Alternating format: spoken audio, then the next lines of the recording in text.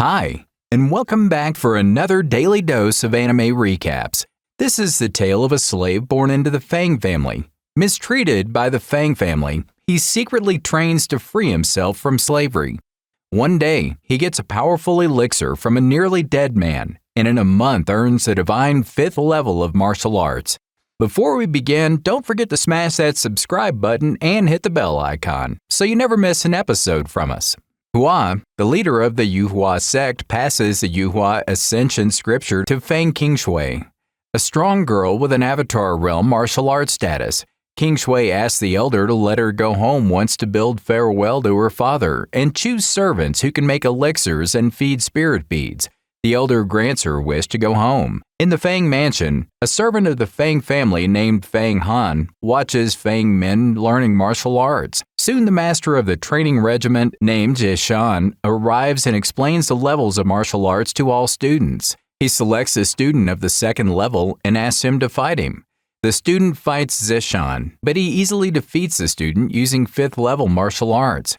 He says that the 5th level person is exceptional. He then continues to explain the levels of martial arts and says that after 8 levels come the 9th level of psychic, which he possesses, and if a person achieves the 10th level, even 5 horses can't tear his body apart.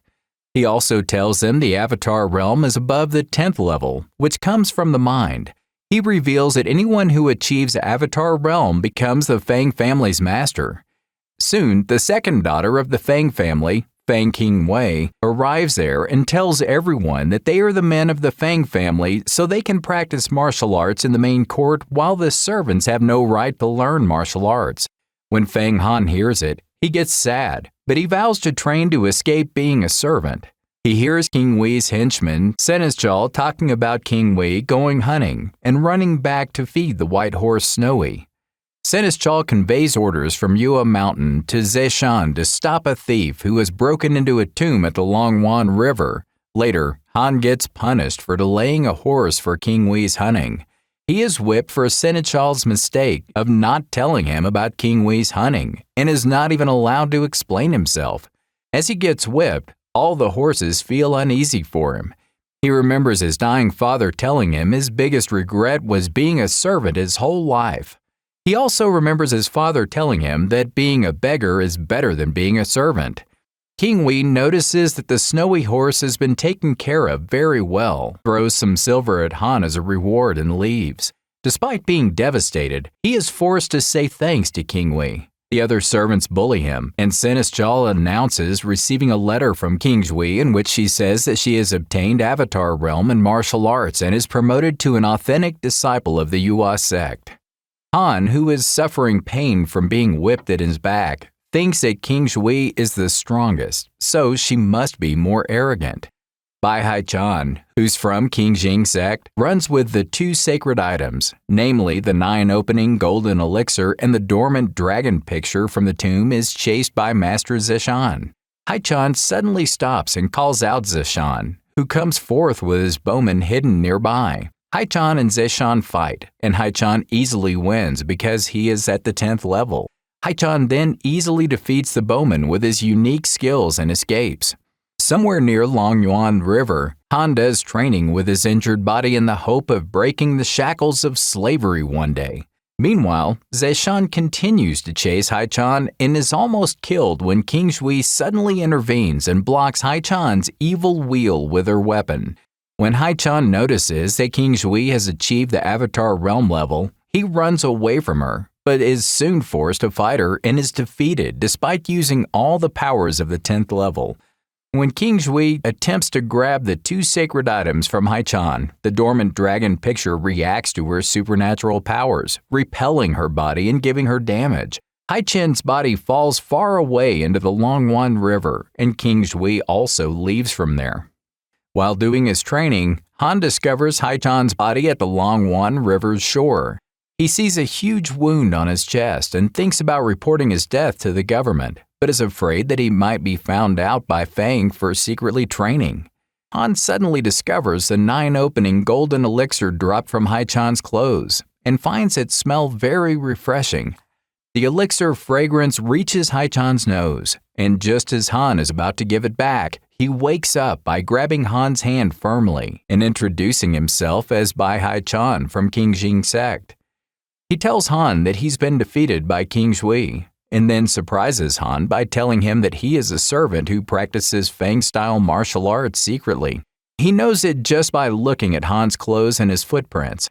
Haichan notices Han's whip scars and asks him to acknowledge as his master to pass on the golden elixir, the dormant dragon picture, and the unique martial arts of the King Jing sect to him.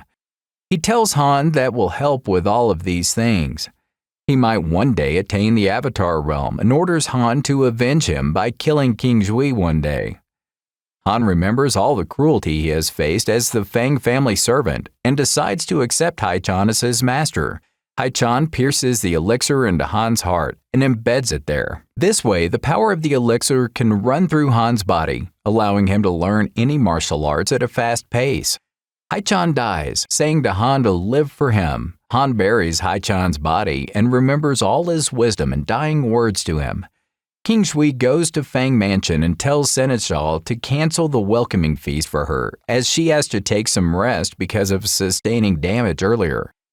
She then summons him and her uncle, Zeshan, later and tells Zeshan that she has injured Haichan heavily and orders him to retrieve his body with the two sacred items. She then asks both to pick out some good Fang men so she can choose some outer disciples for Yua's sect. The next morning, Han hears Seneschal announcing to other servants that some strong servants will be selected to go to Yuhua Mountain in King Shui to stay at Zidian Peak. The cunning Seneschal then teases Han for his wish to go to the Yuhua Mountain, and everyone laughs at him. He controls his anger and returns to feed the horses. Han continues his training by the Longyuan River and reaches the 5th level in 1 month. He destroys a huge rock by first throwing it at a height and then smashing it to pieces with his punch. Zeshan tells King Shui that he couldn't find Haichan's body, which makes her wonder if Haichan is still alive and has used the elixir to make himself stronger. Han feeds Snowy and talks affectionately to it, saying that it will be separated from Han soon as Snowy must return to Yuhua Mountains with King Shui. Some Fang men return to the mansion and are drunk. They are talking about going to the Yuhua Mountains with King Shui, and one of them, because he is totally wasted, hears Han talking to Snowy about his desire to go to the Yuhua Mountains. He concludes that Han is going to steal the horses, and the men start beating Han while King Shui observes everything from a distance. The men continue beating Han with tools until he thinks that they're going too far. He suddenly stands up and beats all the men instantly. Suddenly, Seneschal shows up with his bodyguard and accuses Han of stealing the horses, ordering the servants to beat him up. King Shui suddenly intervenes and stares at Han. She says he's been practicing the Fang martial arts for a long time but isn't concerned. She then asks him how he reached the 5th level, to which Han tells her a made-up story that 5 years ago he found a horned snake, and after eating it he became strong. King Shui buys this story and tells him to come with her to Yuhua Mountain after a month, before everyone including Seneschal. Hence, Han gets one step closer to freedom.